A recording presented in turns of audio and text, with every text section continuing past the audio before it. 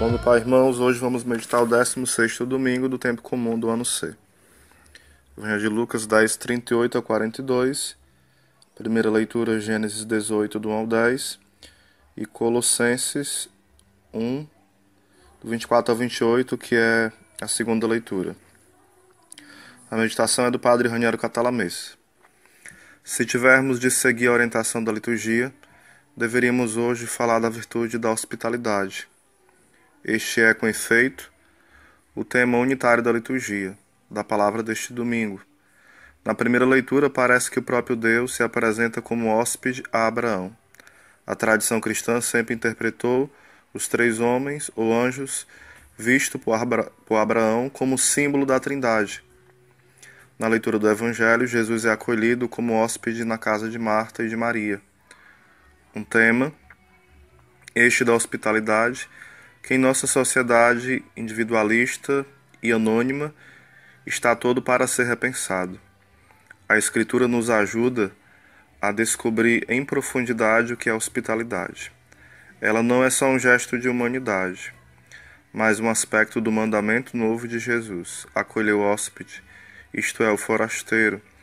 Para nós significa acolher o próprio Cristo, que se identificou com todos os necessitados e que no episódio do discípulo de Emaús assumiu ele mesmo o aspecto de um peregrino.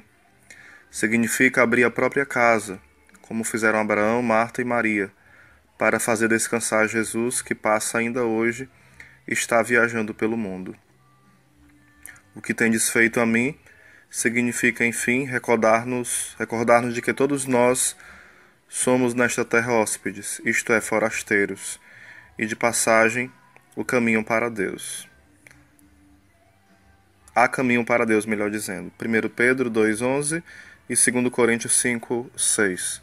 Eu abro parênteses e poderia dizer, nós somos paroquianos, né? Porque o termo paróquia quer dizer paro, ao lado, e oikia, casa, ou seja, essa nossa casa é uma casa ao lado, a nossa casa definitiva é a eternidade. Aqui há uma casa ao lado, ou um acampamento ao lado, por isso nós somos paroquianos, paroikia, casa ao lado, acampamento de estrangeiros. Aqui é um parênteses que eu faço, fecho e volto para o Frei Raniero.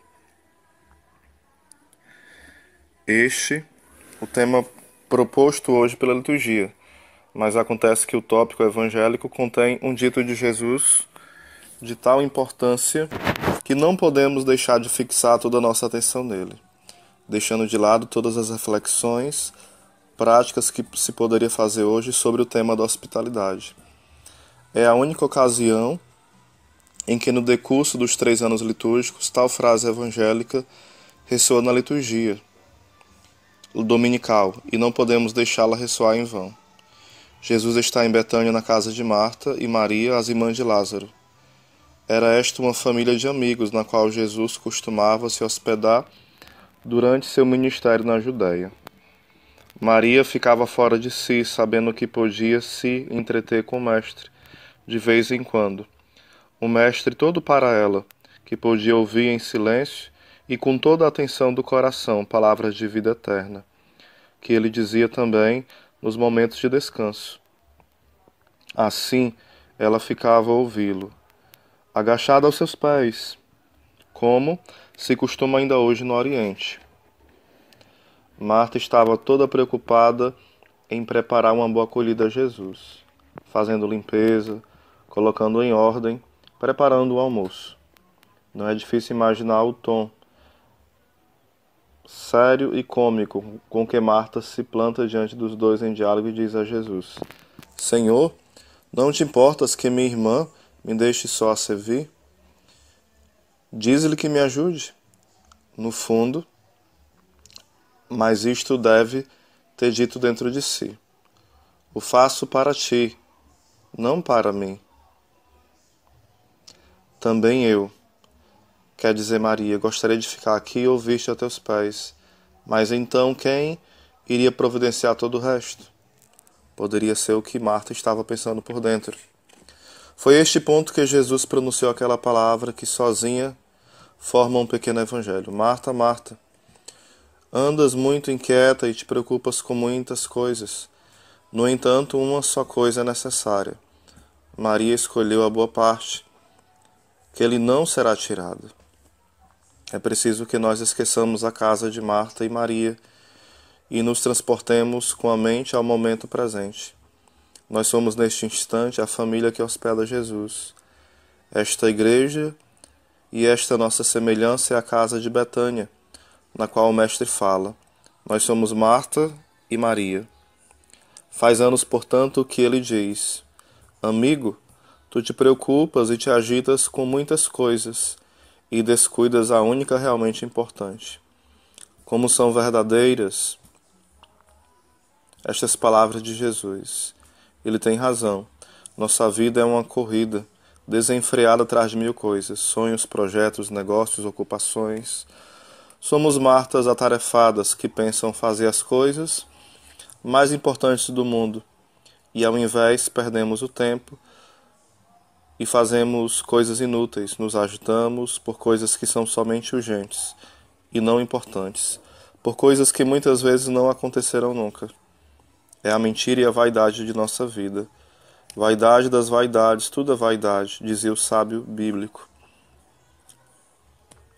Jesus já tinha dito certa vez: qual de vós, por mais que se esforce, pode acrescentar um só dia à duração de sua vida? E por que vos inquietais com as vestes?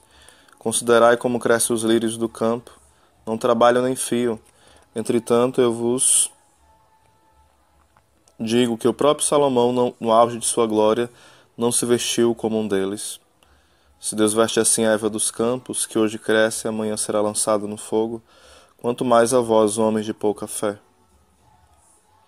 Não vos aflinjais nem digais: que comeremos, que beberemos, com que nos vestiremos? Mateus 6, do 27 ao 31. Com suas palavras, Jesus nos convida a sair desta vaidade e da dispersão. Apresenta-nos a conquista da única coisa necessária, o único necessário, evangélico que ninguém mais nos poderá tirar. É o mesmo convite que encontramos em outras passagens do Evangelho, quando se fala do agricultor que, descoberto um tesouro em seu campo, vende tudo o que tem para adquiri-lo, ou do mercador que, encontrando uma pérola preciosa, vende todas suas pérolas para comprá-la.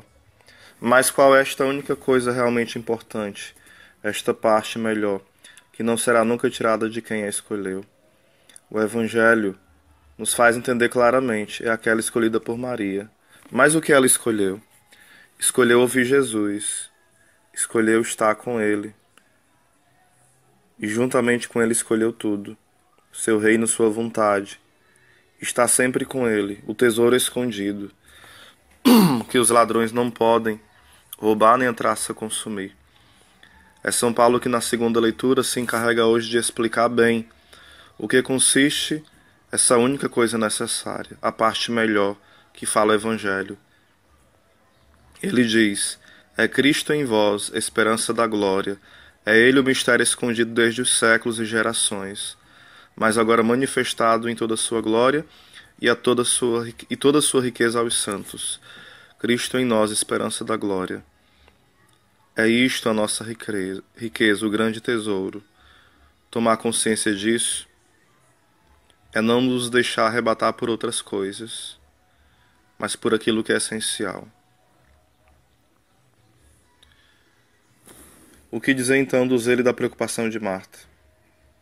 A atividade de Marta não é menosprezada pela palavra de Jesus, ao contrário. Não é certamente por acaso que Lucas tenha colocado a parábola do bom samaritano ao lado do episódio de Marta e Maria. O que se censura em Marta não é sua vontade de servir, sua dedicação ao hóspede. Isto faz parte.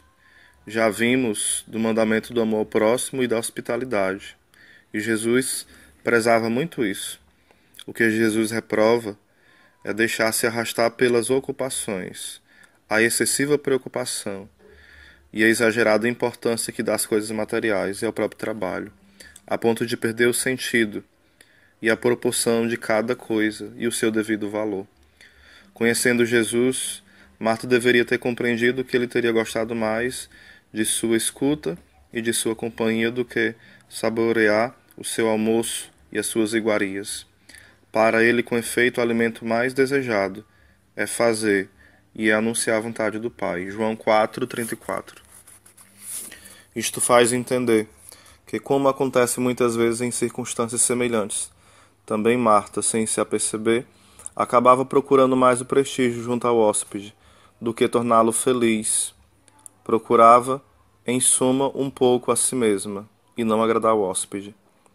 Do episódio de Marta e Maria aprendemos, finalmente, também esta lição: que o melhor modo de ser Marta e ser Maria, de ser Marta é ser Maria. Repetindo, que o melhor modo de ser Marta é ser Maria. A escuta atenta da palavra de Deus, manter os olhos fixos em Jesus, o hábito de rezar e refletir, mesmo que não seja contemplativo, purificam a ação, impedem de procurar a si mesmos também quando se pratica a caridade para com os irmãos. Permitem perceber e respeitar as prioridades, executar tudo com calma, o que afinal é o melhor jeito para fazer bem as coisas e fazer muito mais, que rendam mais. Maria escolheu a melhor parte, e nós? Temos realmente escolhido a melhor parte? Marta não havia compreendido que Jesus tinha vindo à sua casa para alimentá-la, mais do que para ser alimentado por ela, pois ficara toda absorvida na cozinha. É a eterna tentação de dar o primado às obras em vez da fé, de não aceitar perder com Deus e ser vencido por Ele na generosidade e no amor. Querer, em soma, fazer mais do que o necessário, também aqui entre nós. Jesus vem sim como nosso hóspede, mas Ele quer nos nutrir, nos alimentar da Sua palavra e da Sua presença. Aqui a antiga tradição da igreja que ensina, né? O cristão deve ser ativo na contemplação e contemplativo na ação, as duas coisas. E, sem dúvida, como fala o livro da alma de todo apostolado, né? Vale mais 10 pessoas a rezarem do que 20 pessoas a trabalharem. É um livro que trabalha sobre a importância do serviço baseado e movido pelo motor que é a oração. Os santos nos explicam o seguinte, Santo Agostinho, por exemplo, e outros, que essa Marta agitada representa, espiritualmente falando, né, a igreja nesta terra que ainda passa por tribulações, está agitada pelas tribulações, tempestades e perseguições. E Maria simboliza a igreja triunfante, que contempla Jesus, estar aos seus pés a adorá-lo. Então, essa unidade entre a igreja peregrina e a igreja triunfante. Então, nós precisamos, de fato, entender a hospitalidade, mas entender que é necessário para acolhermos bem Jesus em nossa vida, na pessoa do irmão, na pessoa da Eucaristia, da sua palavra, termos uma profunda vida de oração. Do contrário, as nossas obras serão talvez até muito eficazes, mas não terão raízes profundas, né?